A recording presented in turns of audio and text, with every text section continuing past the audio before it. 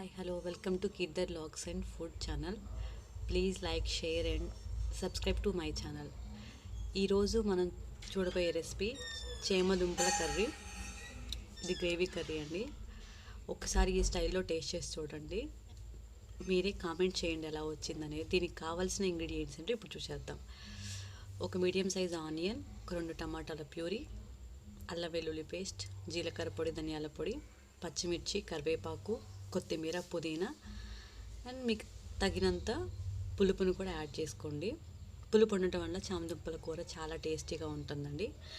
దీనిలో main ingredients వచ్చేసి చామదుంపల్ని నీట్గా కడిగేసుకొని దుమ్మేమి లేకుండా చూసుకొని దాన్ని వాష్ చేసుకొని వాటర్ పోసి స్టవ్ మీద పెట్టేసుకోండి.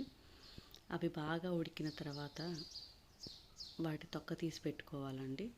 అవి ఉడికినాయా లేదా అని అప్పుడప్పుడు మధ్యలో చెక్ చేసుకుంటూ ఉండండి. ఎందుకంటే మూత పెట్టి ఉడికిస్తే త్వరగా ఉడుకుతాయి చామదుంపలు, కాబట్టి మూత పెట్టి ఉడికిచ్చేసుకోండి. ఉడికినా లేదని ఒక ఫోర్క్ తీసుకొని మధ్యలో కుచ్చి చూస్తే అర్థమైపోతుందండి చామదుంప ఉడికిందా లేదా అనేది. అలా కుచ్చి చూస్తే లోపలికి దిగబడిపోతే చామదుంప ఉడికేసినట్టే. అన్నిటిని ఒకసారి చెక్ చేసుకోండి. పెద్దగా ఉన్న వాటిని అయితే మీరు కట్ చేసుకొని ముక్కల్లాగా వేసుకోండి. చిన్న చిన్నగా ఉన్న వాటిని అయితే కట్ చేయాల్సిన అవసరం లేదు, అలాగే వదిలేసేయండి. మూత పెట్టి ఉడికిస్తే అవి మంచిగా ఉడికిపోతాయి అన్నమాట. వాటన్నిటిని నీట్గా ఉడికిన తర్వాత డ్రైన్ చేసేసుకొని ఇలాగా పొట్టు తీసి చిన్న చిన్న ముక్కలుగా మీకు ఎంత సైజు అయితే కావాలో అంత సైజు ముక్కలుగా కట్ చేసి పెట్టేసుకోండి. ఇప్పుడు ఒక బాండి తీసుకొని స్టవ్ మీద పెట్టేసుకొని దానిలో తగినంత ఆయిల్ వేసుకోండి. ఆయిల్ మీ ఇష్టం అండి, మీకు ఆయిల్ వేసేసుకోండి అండి. ఆయిల్ సరిపోనంత వేసుకోండి. ఇది కర్రీ కాబట్టి కొంచెం తక్కువే పడుతుందండి. దీంట్లో మనం కొంచెం చింతపండు పులుసు కూడా యాడ్ చేసుకుంటాం కాబట్టి ఆయిల్ పెద్దగా అవసరం లేదు. ఇలాంటి కర్రీస్లో ఆయిల్ మనం చాలా వరకు అవాయిడ్ చేసేయవచ్చు. ఇప్పుడు పోపు గింజలు వేసేసుకుందాం. దాంట్లో శనగపప్పు, మినప్పప్పు, కొంచెం జీలకర్ర, ఆవాలు ఇవి కూడా యాడ్ చేసేసుకోండి. ఇవన్నీ యాడ్ చేసుకొని బాగా ఫ్రై అయిన తర్వాత ముందుగా మనం తరిగి పెట్టుకున్న ఆనియన్స్ వేసేయండి. దాంట్లో ఆనియన్స్ వేసేసి బాగా మగ్గనివ్వండి. వీటన్నిటికీ కూర టేస్ట్గా రావాలంటే గ్యాస్ని సిమ్లో పెట్టేసుకోండి.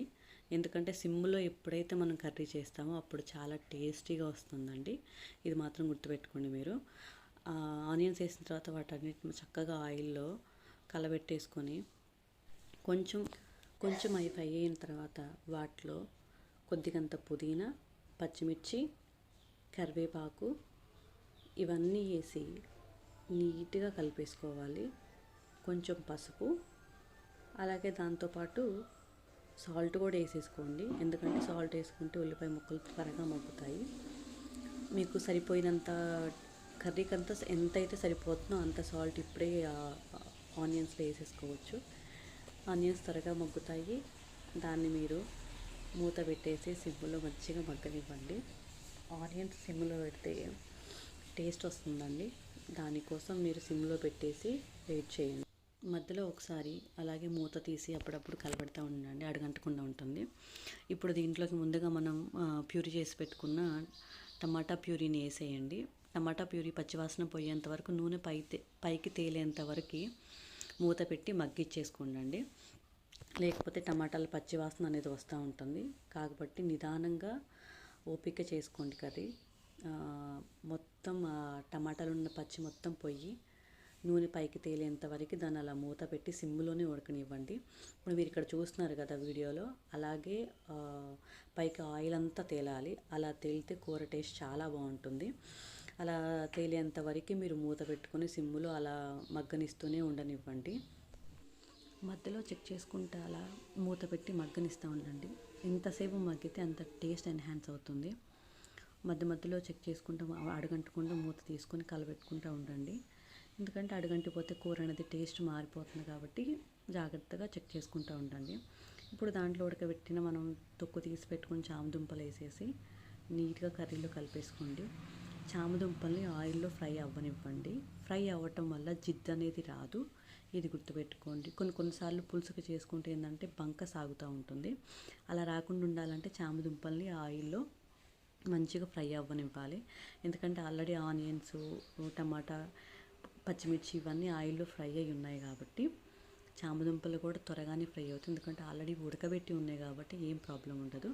మూత పెట్టేసుకొని సిమ్లో పెట్టేసుకొని మంచిగా ఫ్రై అవ్వనివ్వండి.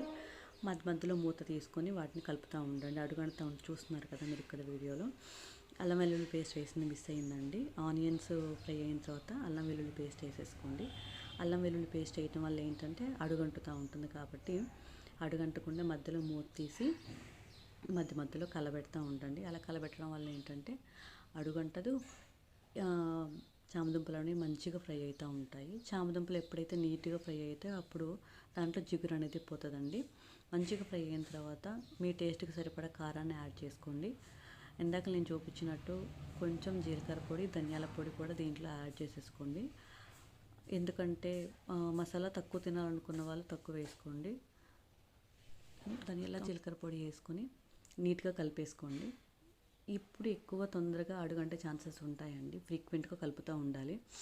లేకపోతే ఆ చామదుంపల్లో ఉన్న జిగురు వల్ల అల్లం వెల్లుల్లి పేస్ట్ వల్ల అడుగంటిపోయే ఛాన్సెస్ ఉంటాయి.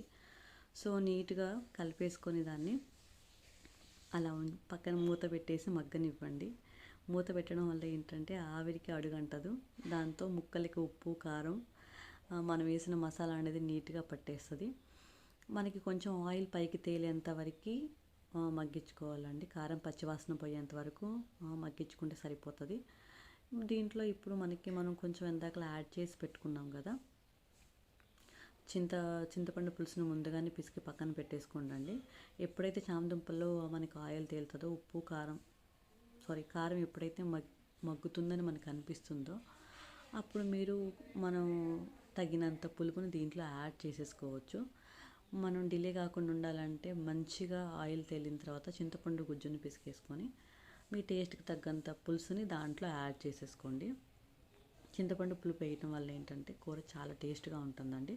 చింతపండు పులుసుతో పాటు కొద్దిగంత వాటర్ యాడ్ చేసుకోండి. మీకు ఎంత కన్సిస్టెన్సీ అయితే కావాలో అంతవరకు యాడ్ చేసుకోండి. ఇక్కడ మీరు చూస్తున్నట్టయితే గ్రేవీ ఆల్రెడీ దగ్గర పడిపోయిందండి. మీరు దీన్ని కొంచెం లూజ్ కన్సిస్టెన్సీ ఉన్నప్పుడు ఆఫ్ చేసుకుంటేనే మీరు అది ఆరిపోయే టైం కల్లా కొంచెం చిక్కబడుతుంది. కాబట్టి మీకు ఎంత చిక్కదనం అయితే కావాలో అంత క్వాంటిటీ చూసుకొని స్టవ్ ఆఫ్ చేసేసుకోండి. ఈ గ్రేవీ మనము అన్నంలోకి కాదండి, చపాతీలోకి, జొన్న రొట్టెలోకి, దేనికలోకైనా బాగుంటుంది. మీరు ఇంకా కావాలనుకుంటే దీనిలో ఇంకా ఆయిల్ చాలా తక్కువ కూడా యాడ్ చేసుకొని వండుకోవచ్చు.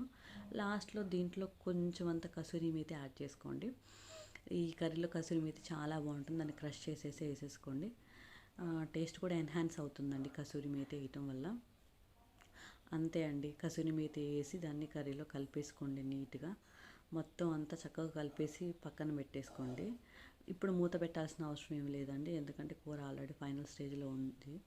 దీన్ని మనం ఇంకా సర్వింగ్ బౌల్లోకి తీసేసుకొని సర్వ్ చేసేసుకోవటమే అనమాట. చూసారు కదా, మీరు ఇక్కడ చూస్తున్నట్టయితే కూర పులుసులాగా కాకుండా గ్రేవీ లెక్క తయారైపోయింది. లేదు మాకు ఇంకా తిక్కుగా కావాలనుకుంటే మీరు ఇంకొద్దిసేపు స్టవ్ మీద ఉంచేసుకుంటే అది తిక్కుగా అయిపోతుందండి. నా ఉద్దేశం ఏంటంటే ఈ స్టేజ్లో ఉన్నప్పుడు ఆఫ్ చేసేసుకుంటే చల్లబడ్డాక ఇంకొద్దిగా తిక్కుగా అయిపోతుంది. దీంట్లోకి లాస్ట్గా కొత్తిమీర యాడ్ చేసేసుకోండి. కొత్తిమీర యాడ్ చేసేసుకొని స్టవ్ ఆఫ్ చేసేసుకోవటమే ఫైనల్ లుక్ అనమాట. చూసారు కదా ఎలా వచ్చిందో గ్రేవీ. మీరు ఈ స్టైల్లో ఒకసారి ట్రై చేసి చూడండి. చాలా చాలా ఎమ్మీగా ఉంది కర్రీ. ఒక డిష్ వచ్చేసింది. మనం ఒకసారి సర్వింగ్ బౌల్లో తీసేసుకున్నారు కదా మీరు. గ్రేవీ ఎంత చక్కగా ఉందో. ఒక బౌల్ తీసేసుకొని దాంట్లోకి కర్రీ మొత్తం సర్వ్ అవుట్ చేసేసుకుందాం. దీన్ని మీరు దేంట్లోకి తిన్నా కానీ చాలా చాలా టేస్టీగా ఉంటుంది. 100% గ్యారంటీడ్ రెసిపీ అనమాట ఇది. ఒకసారి ట్రై చేసి చెప్పండి ఎలాగ వచ్చిందో. సో ఇది మా ఛానల్ కొత్త ఛానల్ కాబట్టి please like, share and subscribe my channel అండి. మీరు చూసారు కదా ఎలా వచ్చిందో. చాలా చాలా చాలా బాగుంటుంది. ఈ విధంగా ఈ స్టైల్లో ఒకసారి ట్రై చేసి చూడండి. ఎలా వచ్చిందో కామెంట్ సెక్షన్లో తెలియజేయండి. So please like, share and subscribe to my channel. మర్చిపోవద్దండి. Please comment. Okay, bye bye.